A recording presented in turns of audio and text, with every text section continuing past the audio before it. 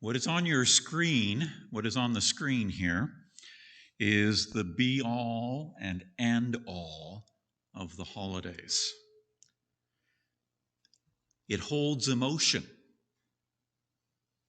It holds expectation, Jessica. It holds what might be the most memorable holiday ever.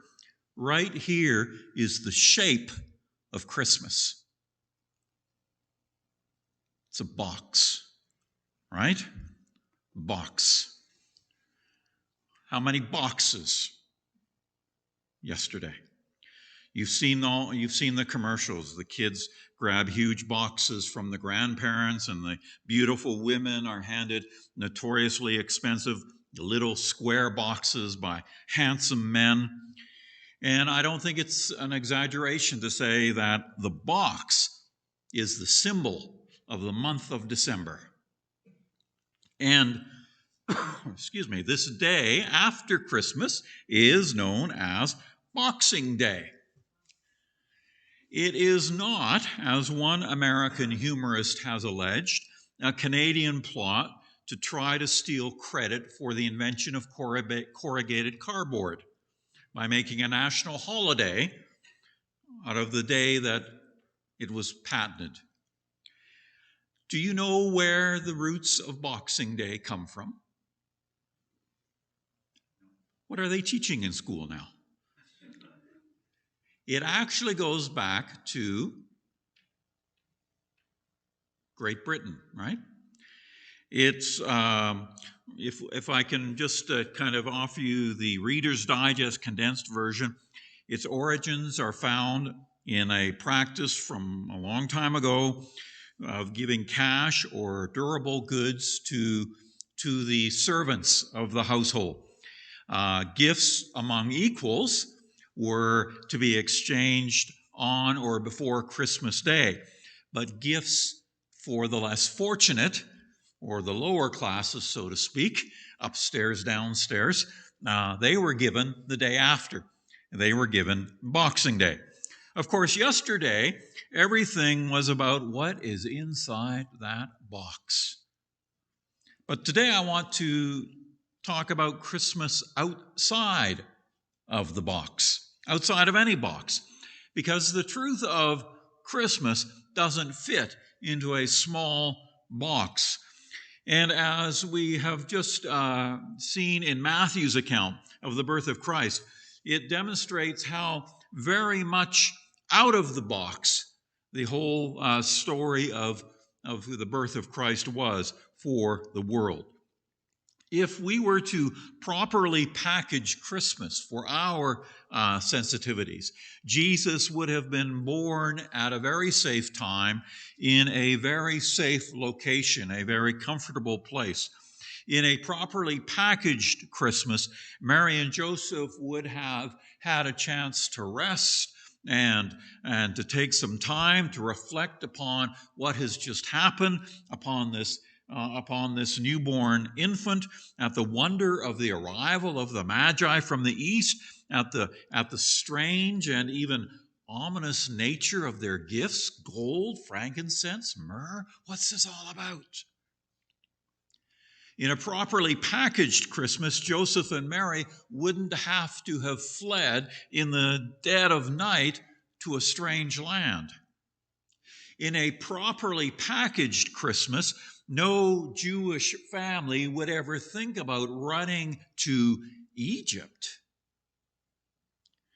In a properly packaged Christmas, no plan would call for a new mother and a newborn baby to be hustled out to an unknown place where they had no family and no friends, just trying to save the child's life. In a properly packaged Christmas, there would be no nightmarish horror of Herod's murderous rampage. Slaughtering innocent children does not fit into our pretty Christmas boxes. And so Matthew's account warns us to be aware of the cute, to be aware of the pretty, And Matthew's unique reporting of these terrible events doesn't even end happily ever after when Herod finally dies. The out of the box, out of the control world is still a dangerous, daunting place for the young Jesus and his parents. And instead of divine protection, Joseph is offered yet another divine imperative. Even after Herod dies, you need to go hide out. And this time, go to this obscure town way up north in this obscure corner of Galilee. This all hardly seems like a neatly packaged Hallmark movie about an ideal childhood. But Matthew doesn't tell us of these events. The flight into Egypt, the massacre of the innocents, the undercover return to this unknown village of Nazareth, because he thinks that they're evidence of the weakness, the failings of God's plan.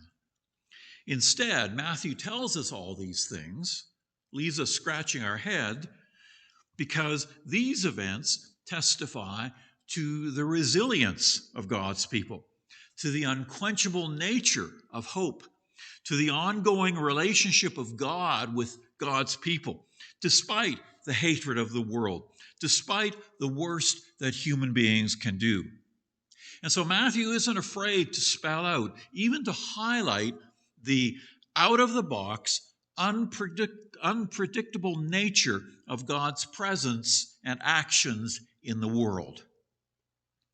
Jesus was literally born out of the box of a warm, supportive, extended family who would surround Mary and Joseph and the birth of their first child.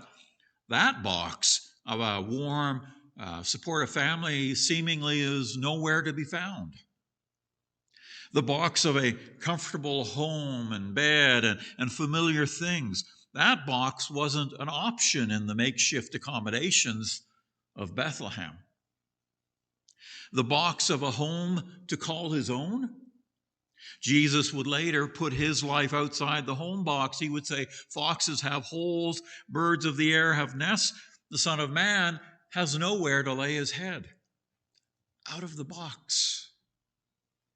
Living and thinking out of the box kept Jesus always as an outsider to acceptability, an outsider to respectability.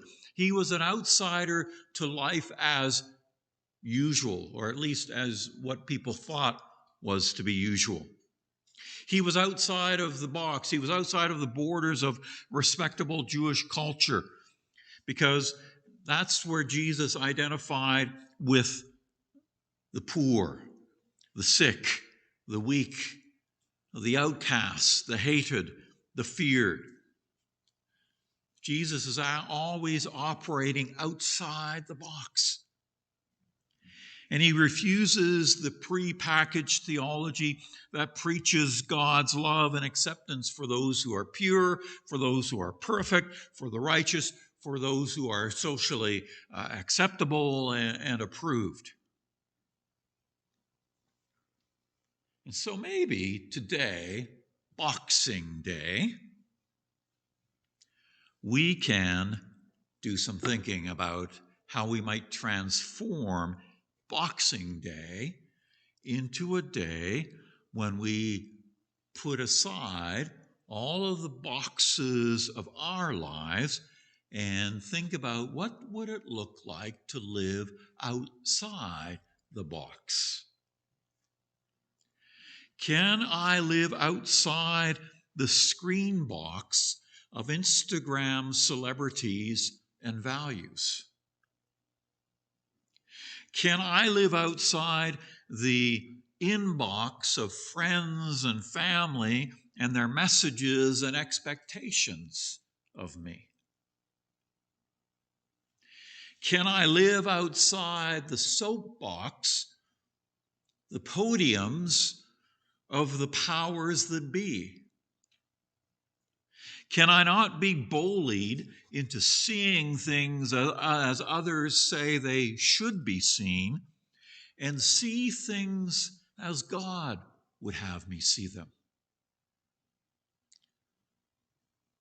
Can I get off my box and start listening to God's voice instead of only hearing my voice? Can I live outside the sandbox of simple answers and easy solutions? Maybe this Boxing Day is a day to start thinking about how I can live outside of the box. Maybe I can live outside the big box stores that govern my life today. And I'm not thinking necessarily of just the commercial endeavors. There's the big box stores of consumerism, and they're kind of like, one box inside another, and it makes your life smaller and smaller, and reduces your life to always looking for the new and improved in the box. Maybe we can lead a big box rebellion, live outside the X box of fantasy, escape, and fiction that prevents us from facing the enormous realities of our day, of our world, of our lives that need to be confronted and challenged.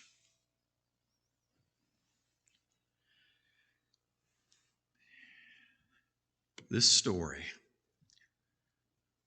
that we have focused on about the birth of Christ is a story that is outside the box.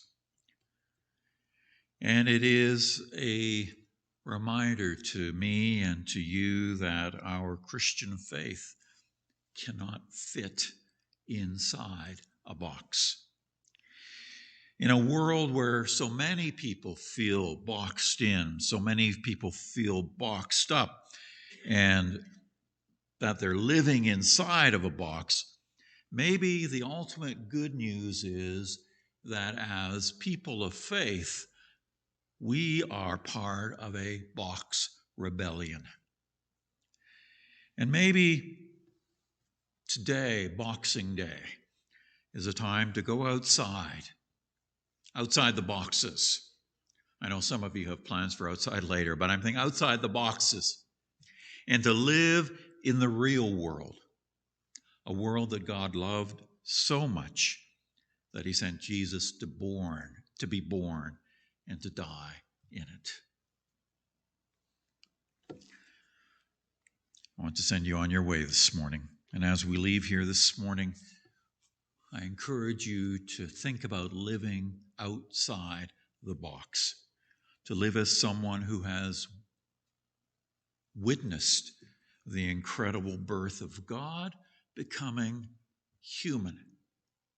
God deciding that he could not be God without becoming one of us.